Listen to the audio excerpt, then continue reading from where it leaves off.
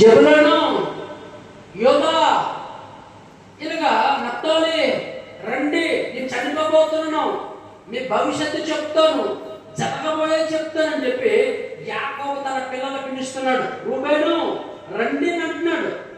ఇప్పుడు తండ్రి తన పిల్లలకు అంటాడు, రూబేను నువ్వు తల్లి మంచం ఎక్కవాడు, యోదా నిన్ను స్తుతిస్తారంటాడు.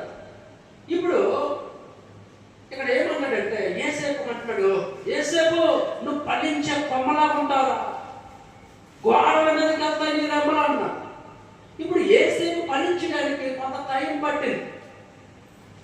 ఫస్ట్ దర్శనానికి అన్నాడు, కళలకు అన్నాడు, 12 పనులు తన పనులు చుట్టుకున్నట్లుగా, 12 నక్షత్రాలు సాగిలి పడినట్లుగా.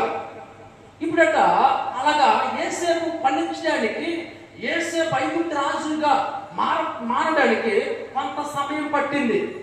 1 అన్నలతో శోధించబడ్డాడు, 2 అన్నలు గుంటలో పడేశారు వస్త్రం లాగేసి, 3 అన్నలు ఇస్మాయిల్కి అమ్మేశారు, 4 పొతీఫారు ఇంట్లో ఉద్యోగస్తుడిగా జాయిన్ అయ్యాడు, 5 పొతీఫారు భార్య ద్వారా శోధింపబడ్డాడు.